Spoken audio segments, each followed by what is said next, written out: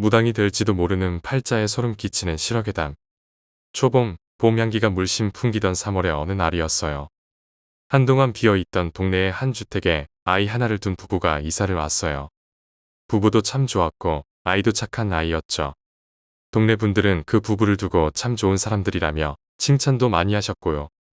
하지만 늘 밝은 미소로 자주 보이던 그 부부가 어느 날부터인가 안 보이기 시작했어요. 며칠 후 아주머니가 상복을 입고 아이 손을 잡고 집으로 들어가더라고요. 아주머니와 아이 뒤로 항상 보던 아저씨가 서서 보고 계셨어요. 하지만 아저씨는 이미 사고로 돌아가셨고 홀령이 되어 슬픈 표정으로 집을 바라보고 계셨죠.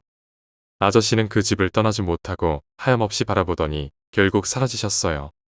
몇 달 후 겨울이 왔어요. 어느 날부터인가 초등학교에 다니는 아이만 보이고 아주머니는 보이지 않더라고요. 아이에게 물어보면 엄마가 아프셔서 못 나오신다고 했어요. 이웃집 아주머니가 병문안을 가겠다고 해도 아이는 안 된다고 해서 어쩔 수 없이 그냥 두었죠. 그런데 얼마 지나지 않아 아이도 보이지 않게 됐어요. 초인종을 눌러도 대답이 없어서 다들 모자가 어디 갔나 보다 했죠. 며칠 뒤 심부름을 하러 밤길을 걷는데 요새 들어 통 보지 못했던 아주머니가 보였어요. 아주머니에게 인사하려고 다가갔는데 그분은 사람이 아니었어요. 아무리 봐도 홀령이었죠. 오래전에 돌아가신 듯한 그 모습은 제가 아무리 불러도 계속 가시기만 했어요. 따라가 보니 아주머니가 향하는 곳은 그 집이었어요. 그 집 이웃집 아주머니와 아저씨를 불러 같이 초인종을 눌렀지만 대답은 없었죠. 문을 열어보려 했으나 열쇠가 없어서 창문을 깨고 들어갔어요. 집 안은 한기가 가득했어요. 아주머니의 홀령이 한쪽 방을 가리키고 있어서 그쪽을 보니 아이가 쓰러져 있었어요. 배고픔에 빵 조각 비닐을 물고 쓰러진 채로 숨소리마저 가늘었어요. 아이 옆에는 이미 숨을 거둔 아주머니가 누워 계셨어요. 집은 보일러도 떼지 않고 너무 추웠고 아주머니의 시신은 부패하지 않았지만 상태는 좋지 않았어요. 아이는 죽어가는 어머니의 손을 잡고 쓰러져 있었어요. 같이 온 아주머니와 아저씨는 그 모습을 보고 넋을 잃었죠. 나는 서둘러 경찰과 구급차를 불렀어요. 죽은 아주머니의 홀령은 아들이 실려가는 것을 지켜보다가 사라지셨어요. 아주머니가 혼자 중얼거리던 말은 우리 아이가 죽어간다였어요. 나중에 아주머니의 부검 결과는 심장마비였어요. 갑자기 돌아가셔서 아무런 대처도 하지 못했던 거죠. 어린 아들은 엄마 옆에서 지키다가 굶어 죽을 뻔했지만 다행히 목숨을 건졌어요. 그러나 실어증에 걸려 말을 하지 못하게 됐죠. 퇴원할 때는 조부모님이 오셔서 아이를 데리고 갔고 지금은 어떻게 살고 있는지 모르겠네요. 시간이 흘러 중학교에 올라갔을 때 친구 하나가 얼굴빛이 안 좋아 보였어요. 무슨 일인지 물어보니 새 집으로 이사한 이후로 잠을 못 자겠다는 거예요. 자정이 지나면 어디선가 두드리는 소리가 들리는데 식구들 다 있을 때도 그러고 혼자 있을 때는 더 심해진다고 했죠. 가끔은 바닥에서 공놀이하는 것처럼 쿵쿵거리는 소리도 들리고 남동생 방에서는 고양이 울음소리와 아기 울음소리가 섞여 들린다고 했어요. 하지만 이사한 지 얼마 되지 않았고 형편도 좋지 않아 다시 이사가는 건 힘들다고 했죠. 온 가족이 그 일로 스트레스를 받고 있다고 하길래 내가 그 집을 한번 봐주기로 했어요. 학교 수업을 끝내고 오후에 친구네 집에 갔는데 집이 좀 낡고 기온이 묘하긴 했지만 친구가 말한 일들이 일어날 정도는 아니었어요. 친구네 집에서 하룻밤 지내기로 하고 밤을 새웠는데 정말로 친구가 말한 대로 어디선가 벽을 두드리는 소리가 들리기 시작했어요. 2층에 있는 친구 방으로 올라갔더니 친구가 잠에서 깨어 누군가와 이야기하고 있었어요. 누구랑 얘기하냐고 물어보니 어떤 아가씨가 길을 물어서 가르쳐 줬다고 했어요. 그런데 그 아가씨는 자정이 넘은 시간에 친구가 보고 있던 2층 창문 건너 허공에 있었던 거예요. 친구에게 그 아가씨가 있던 쪽이 어딘지 물어보니 친구도 자기가 무슨 말을 하는지 알고 나서는 쏘스라치게 놀라 비명을 질렀어요. 사람이 아니라 귀신이었던 거죠. 친구는 부모님 방으로 달려가고 나는 남동생 방으로 갔어요. 문 앞에서 보니 창문에 새파란 여자 귀신이 공중에 떠서 자고 있는 남동생을 내려다보고 있었어요. 남동생은 가위에 눌린 듯 끙끙거리는 소리를 내고 있었죠. 내가 뺨을 수차례 때려 겨우 깨워 내려보내고 다시 창문 쪽을 보니 귀신이 사라졌어요. 아래층에서 친구 어머님이 비명을 지르셔서 달려가 보니 화장실에 아이가 있었다고 했어요. 아이가 화장실에서 고양이 머리를 공처럼 치고 있었다고요. 집안에 음산한 기운이 짙게 퍼졌어요. 모든 식구들을 안방에 모아놓고 어떻게 이 집을 구입했는지 물어보니 집이 싸고 위치도 좋아서 샀다고 했어요. 좀 낡았지만 크기도 적당해서 아는 사람을 통해 구입했다고 하더라고요. 이상한 소문 같은 것도 들은 적 없다고 했죠. 그 와중에 2층 남동생 방 쪽에서 또다시 고양이 울음소리가 들렸어요. 고양이를 키우냐고 물어보니 털 알레르기가 있어서 고양이는 키우지 않는다고 했어요. 혹시 집을 처음 보러 왔을 때 이상한 점은 없었냐고 물어보니 도배하기 전에 낡은 벽지에서 향 냄새가 났었다고 했죠. 나는 혼자 집 여기저기를 돌아다니면서 보니 이 집은 예전에 무당이 살던 집 같았어요. 사람 손이 잘 닿지 않는 곳마다 부적 조가리가 있었고 버려진 파편들 속에는 장구 같은 물건들과 초들이 보였어요.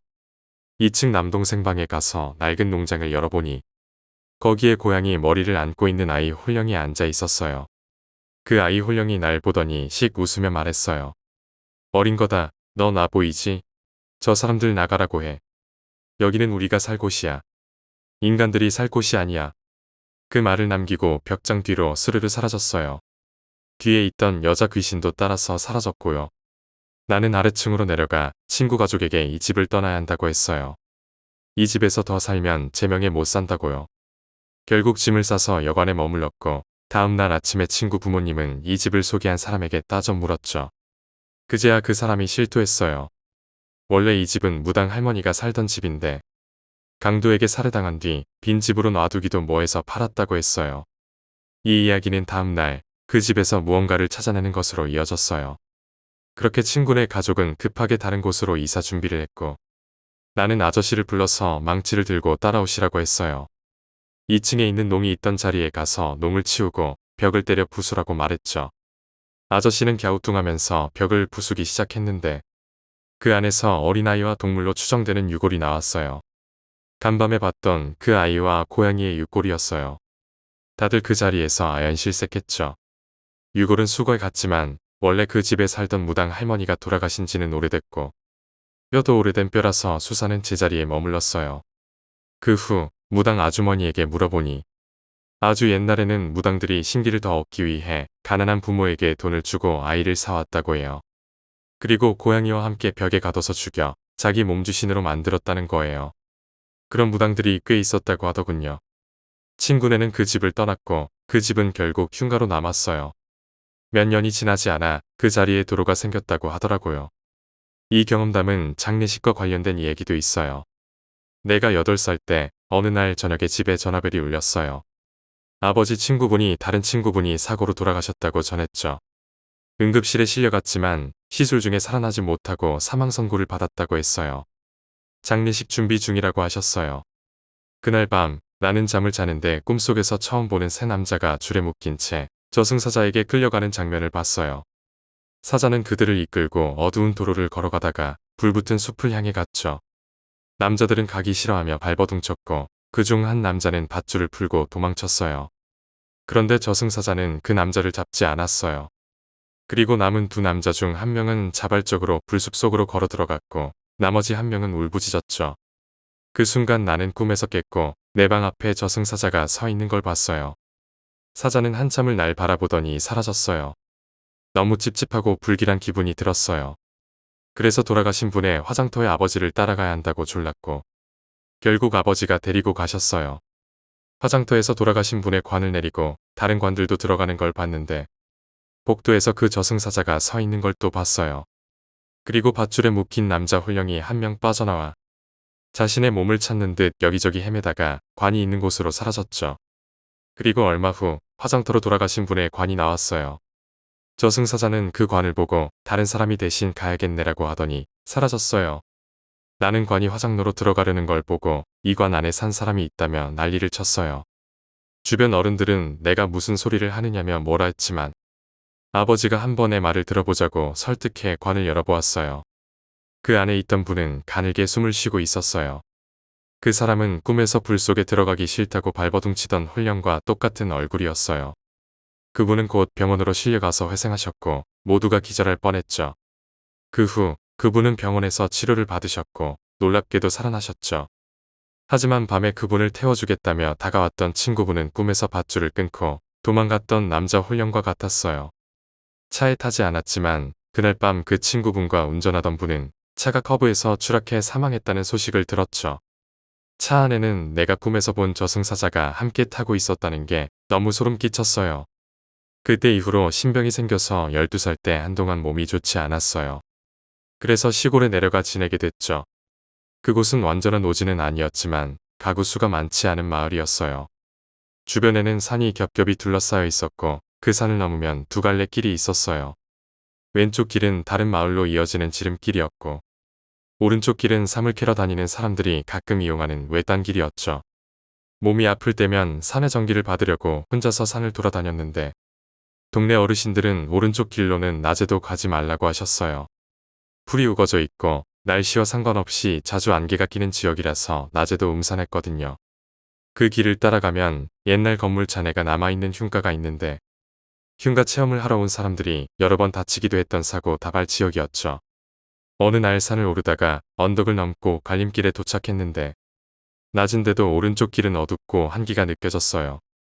그 길로 가지 않고 산을 내려오려는데 앞에서 여러 사람이 다가오는 게 보였어요.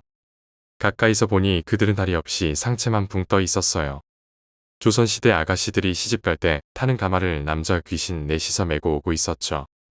그 장면은 마치 사극에서나 볼 법한 모습이었어요. 나는 그들이 내가 보는 것을 알면 해코지를 할까봐 안 보이는 척 지나가려 했어요. 그런데 갑자기 가마가 멈춰 서더니 문이 빼꼼히 열렸어요. 그쪽으로 눈길이 갔는데 가마 안에서 눈동자가 피로 물든 듯 새빨간 귀신이 나를 보고 있었어요. 그 귀신은 찾는 사람이 아니네라고 말하더니 사라졌어요. 그때까지 많은 홀령을 만나봤지만 그렇게 오래된 홀령은 처음이었어요. 산을 내려오면서도 온몸이 떨렸어요. 그곳에서 지낸 지 5일째 되는 날, 대학 방송 동아리인지 어떤 단체에서 흉가 체험을 하겠다고 찾아왔어요. 동네 어르신들이 위험하다고 말렸지만 그들은 기어코 그곳을 향해 갔어요. 그리고 6일째 되는 새벽, 그들은 도망치듯 흉가에서 내려왔어요. 옷은 흙투성이에 정신이 반쯤 나간 상태였죠. 그들은 서둘러 짐을 챙겨 차를 몰고 떠났어요. 그들이 떠난 뒤 양기가 강한 시간에 나도 그 흉가에 가보기로 했어요. 정오였지만 그곳은 여전히 어둡고 음침했어요. 그 일행들이 사용한 듯한 필름 카메라가 파손된 채 마당에 굴러다니고 있었고 그 안에는 지저분하게 찍힌 발자국들이 보였죠. 하지만 내가 둘러본 바로는 귀신은 보이지 않았어요. 귀신이 있다는 흔적은 있었지만 그들이 어디론가 사라진 것 같았죠. 찝찝한 기분을 안고 산을 내려왔고 일주일 정도 더 지내다가 집으로 돌아왔어요. 며칠 후 친구가 집으로 놀러 오라고 해서 같이 놀다가 자고 가라고 했어요. 친구 집에 갔는데 집에 들어가자마자 귀기가 확 느껴졌어요. 나는 깜짝 놀라 친구에게 무슨 일 없냐고 물었는데 친구는 아무 문제 없다고 했어요. 그러나 집안을 자세히 살펴보니 특히 오빠 방에서 강하게 느껴졌어요. 오빠 방에 들어가 보려 했지만 친구는 오빠 허락 없이는 안 된다고 했어요. 자정이 넘고 오빠가 집에 왔는데 인중에서 이마까지 검은 기운이 보였어요. 나는 말을 붙이지 않고 조용히 오빠 방을 주시했어요. 오빠는 방에 들어가서는 나오지 않았고 새벽 1시쯤 되자 방 안에서 끙끙 앓는 소리가 들렸어요. 문을 열고 들어가 보니 그 산에서 봤던 여자 귀신이 오빠 목을 조르고 있었어요. 여자 귀신은 벽에 걸린 족자에서 상체와 손만 내밀어 오빠의 목을 꽉 쥐고 있었어요. 오빠는 숨이 넘어갈 듯 고통스러워했지만 가위에 눌린 채 꿈쩍도 하지 못했어요. 나는 귀신에게 왜 죽은 사람이 산 사람을 괴롭히냐며 다그쳤어요. 그러자 여자 귀신은 빨간 눈동자로 오빠를 노려보며 이 사람은 내 신랑이야. 데리고 가야 해라고 말했어요. 나는 귀신에게 이러면 안 된다고 했지만 귀신은 방해하지 말라고 했어요. 결국 나는 오빠를 깨우기 위해 뺨을 수십 차례 때렸고 오빠가 겨우 깨어났어요. 그러자 여자 귀신은 족자 속으로 스르르 사라졌어요. 그 족자를 유심히 보니 그 산의 흉가에서 봤던 흔적과 같았어요. 오빠는 그곳에서 족자를 가지고 온 거였어요.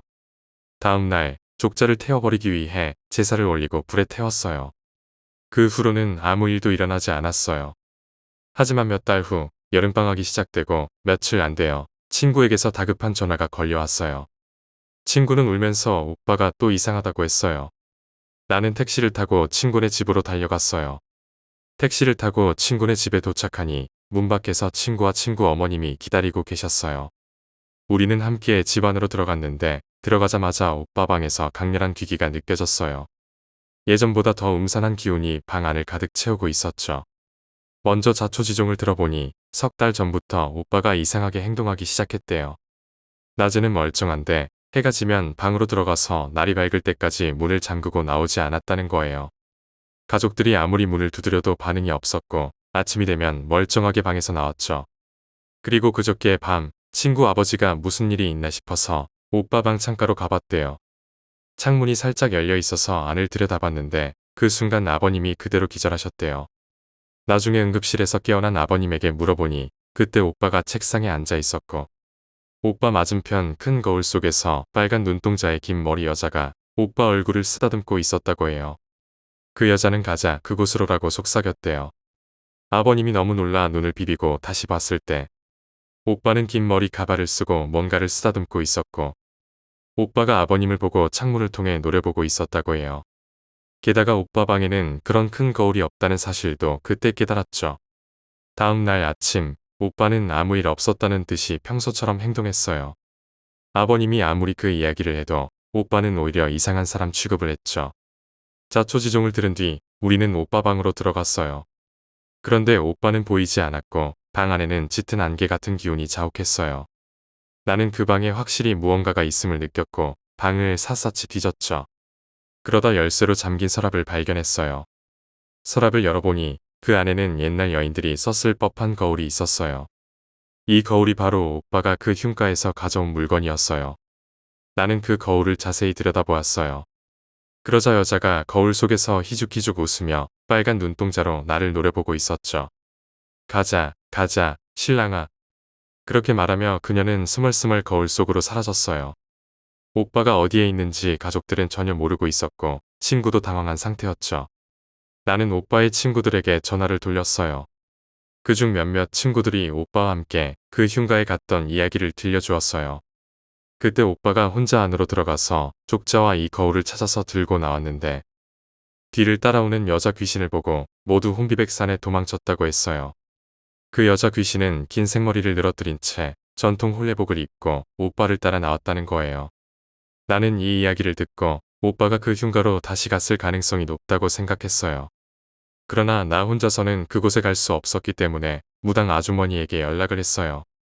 아주머니는 이 일은 자신의 소관이 아니라며 거절하셨지만 그 산 근처에 퇴마 의식을 하는 스님이 계신다는 정보를 주셨어요.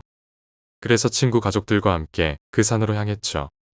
우리가 도착한 것은 새벽, 동이 트기 전 어스름한 시간이었어요. 짙은 안개와 구름 속에서 그 산을 오르는데 음기가 너무 짙어 숨이 막힐 정도였어요. 한참을 걸어가니 멀리 흉가가 보였고 그 마당에 오빠가 멍하게 서 있었어요. 친구가 오빠를 부르려 했지만 나는 재빨리 입을 막았어요. 그 순간 오빠가 몸을 돌려 우리 쪽으로 달려오는데 손에 도끼를 들고 있었어요. 도끼는 낡고 녹슨 듯한 것이었지만 오빠는 그걸로 죽일 듯이 쫓아왔어요. 더 무서웠던 건 오빠 등에 여자 귀신이 엎여 있었어요. 여자는 도련님 하며 오빠에게 바싹 붙어 있었고 웃으면서 오빠의 등을 두드렸어요. 우리는 도망쳤지만 친구 어머님이 넘어진 순간 오빠가 바로 앞까지 다가왔어요. 그때 어디선가 스님의 일갈이 들렸어요. 익숙한 목소리였어요. 스님이 달려오셔서는 오빠를 기절시키고 어머님을 일으켜 세워주셨어요. 친구네 가족들은 놀란 가슴을 부여잡고 눈물을 터뜨렸죠. 스님은 오빠를 데리고 암자로 갔어요. 그곳에서 퇴마 의식을 행했지만 여기에 한이 너무 깊어 떠나지 않으려 했어요. 여기는 오빠와 함께 죽겠다며 도망가지 않겠다고 했어요. 한 달이 넘게 계속된 의식 동안 오빠는 제대로 먹지도 못해 몸무게가 15kg나 빠져 뼈만 남았어요. 스님이 한 달간의 퇴마 의식을 마친 뒤 여기는 잠시 물러갔지만 완전히 떠나지는 않았어요. 스님은 오빠에게 전생의 업으로 인해 속세에 있으면 그 여기에게 시달릴 수밖에 없다고 했어요. 오빠가 전생의 천한 집안 출신의 여기를 죽이고 양가집 규수와 결혼하려 했다는 거였죠. 그래서 여기는 죽어서도 오빠를 잊지 못하고 따라다니며 한을 품었다고 했어요. 스님은 오빠가 속세를 떠나 출가야만 그 여기의 원한에서 벗어날 수 있다고 했어요. 오빠는 일주일 동안 고민한 끝에 출가를 결심했어요. 그렇게 오빠는 스님이 되었고 우리는 오빠를 떠나보내야 했죠. 1년 뒤 오빠를 만나러 절에 갔을 때 오빠는 아직도 달 밝은 밤이면 그 여자가 보인다고 했어요. 여기는 오빠에게 손짓하며 오라고 부르고 있었죠. 그 원한이 얼마나 깊었는지 지금도 가끔씩 오빠 앞에 나타난다고 하더군요. 그 이후로 나는 오래된 물건이나 가구를 집에 들여놓지 말아야 한다는 사실을 더욱 절실히 깨달았어요. 집에 들인 순간 그 물건에 깃든 귀신이 집 귀신이 되어 붙어버리면 떨쳐내기도 힘들죠. 흉가에서 무언가를 주워온 친구 녀석은 그 물건을 태워버리기 전까지 끊임없는 사고를 겪었어요. 시간이 흐르고 나는 이런 경험을 여러 번 겪으면서 오래된 물건을 함부로 들여오지 않게 됐어요. 하지만 그때의 기억은 아직도 생생히 남아있죠. 특히 친구 오빠의 사건 이후로 나는 집안에 귀신이 깃들어 있는 경우가 얼마나 위험한지 절실히 깨달았어요. 그 이후로도 비슷한 사건을 몇 번 더 겪었어요. 한 번은 대학 시절 친구가 오래된 가구를 하나 구입했다고 자랑하면서 집에 놀러 오라고 했어요. 그 가구는 빈티지한 느낌의 장식장으로 오랜 세월을 간직한 물건이었죠. 그때도 난 아무런 생각 없이 친구 집에 놀러 갔는데 현관문을 들어서자마자 알 수 없는 불길한 기운이 느껴졌어요. 귀기가 느껴지는 방이 있어서 친구에게 누구 방인지 물어보니 장식장이 놓인 방이라고 했죠. 장식장을 본 순간 나는 그 가구가 단순한 오래된 물건이 아니라는 것을 알았어요. 내가 느낀 귀기가 장식장 주위에 서려 있었거든요. 친구에게 그 가구 어디서 구했는지 물어보니 오래된 골동품 가게에서 싸게 샀다고 했어요. 친구는 아무 문제 없다고 했지만 나는 이상한 예감이 들어서 그 장식장은 치우는 게 좋겠다고 말했어요. 그러나 친구는 별일 없을 거야라며 대수롭지 않게 넘겼어요. 며칠 후 친구가 밤마다 이상한 소리를 들린다며 나에게 전화했어요. 마치 누군가 방 안에서 무언가를 끌거나 두드리는 소리가 들린다는 거였죠. 이야기를 듣자마자 나는 그 장식장이 문제라는 것을 직감했어요.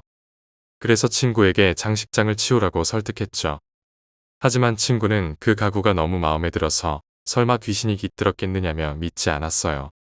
다음 날 친구가 갑자기 연락이 두절됐어요. 전화도 받지 않고 문자에도 답이 없어서 걱정이 돼서 친구 집으로 갔어요. 현관문이 잠겨있지 않아 들어가 보니 집안은 어두컴컴했고 아무도 없었어요. 친구는 방 안에서 혼자 웅크리고 앉아 있었어요. 친구에게 무슨 일이 있었는지 물어보니 장식장 안에서 이상한 그림자가 나와 자신을 쫓아다녔다고 했어요. 그때야 친구는 내가 했던 말을 믿기 시작했죠. 나는 바로 그 장식장을 처리하기로 결심했어요. 친구와 함께 그 장식장을 밖으로 옮기고 그 주변에 소금을 뿌렸어요. 그리고 그 장식장을 부수고 태워버렸죠. 장식장이 타는 동안 귀기가 서서히 사라지는 것이 느껴졌어요. 그 이후로 친구는 더 이상 이상한 소리를 듣지 않았고 집도 다시 평온해졌어요. 이 경험을 통해 나는 다시 한번 느꼈어요. 오래된 물건에는 그 물건의 역사가 담겨 있을 뿐 아니라 그 물건을 사용했던 사람들의 기억이나 감정, 때로는 훈련까지도 깃들어 있을 수 있다는 것을요. 물건이 단순히 물질적인 것이 아니라 그 안에 어떤 힘이 깃들어 있을 수 있다는 사실을 깨닫게 된 거죠. 그러므로 오래된 물건을 들여놓을 때는 그 물건이 어떤 사연을 가지고 있을지 주의해야 해요. 또한 귀신이나 혼령이 깃든 물건은 절대로 집안에 들여놓아서는 안 된다는 것을요. 그 이후로도 나는 귀신이나 혼령과 관련된 경험을 몇 번 더 하게 됐어. 특히 어떤 장소나 물건에 귀신이 깃들어 있으면 사람에게 미치는 영향이 얼마나 심각한지 다시금 깨달았지. 어느 날 또 다른 친구가 새로 이사한 집에서 뭔가 이상한 일이 계속 일어난다고 나한테 얘기했어. 처음엔 그냥 자잘한 일들이었어. 어디선가 발소리가 들리거나 집안에서 물건이 갑자기 움직이는 것 같은 느낌을 받는다는 거였어. 하지만 시간이 지나면서 점점 더 이상한 일이 벌어졌어. 거울에 갑자기 누군가의 형체가 비치거나 자정이 지나면 벽을 두드리는 소리가 나기도 했다고 해. 친구는 너무 무서워서 도저히 집에서 혼자 지낼 수가 없다고 하더라고. 나는 그 이야기를 듣고 그 친구네 집을 한번 보기로 했어. 친구가 말한 날 저녁에 친구 집에 도착했는데 들어가자마자 집안 전체에 음산한 기운이 감돌고 있었어. 나는 곧바로 이 집에 뭔가 깃들어 있다는 걸 느꼈지. 친구는 나에게 도움을 요청했고 나는 집안을 하나하나 살펴봤어. 그리고 결국 그 집의 지하실에서 이상한 것을 발견했어. 지하실 한쪽 벽에는 오래된 사진과 함께 낡은 상자가 놓여 있었고 상자 속에는 옛날부터 전해져 내려오는 물건들이 들어 있었어. 그 물건들을 보고 나서 나는 직감했어. 이 집에서 벌어지는 모든 이상한 일들이 그 물건들과 연관이 있다는 것을. 나는 그 물건들을 치우고 친구에게도 이 집에서 당장 이사 나가야 한다고 얘기했어. 친구는 처음엔 그저 놀랐지만 내가 왜 그러는지 자세히 설명하자 이내 수긍했어. 결국 친구는 그 집에서 이사를 나갔고 그 집에서의 괴이한 일들도 멈췄지. 이 사건을 통해 나는 다시 한번 확신했어. 어떤 장소나 물건에 깃든 혼령이나 귀신은 그곳에 사는 사람들에게 심각한 영향을 미친다는 사실을 말이야. 그리고 그 물건이 오랜 세월을 거쳐 내려온 것일수록 그 안에 깃든 혼령의 힘은 더 강할 수 있다는 것도 깨달았어. 시간이 지나면서 나는 이런 경험들을 통해 점점 더 혼령이나 귀신을 다루는 방법을 알게 되었어. 이제는 그들의 존재를 두려워하기보다는 그들과의 공존이나 그들을 올바르게 대하는 방법을 배워나가고 있어.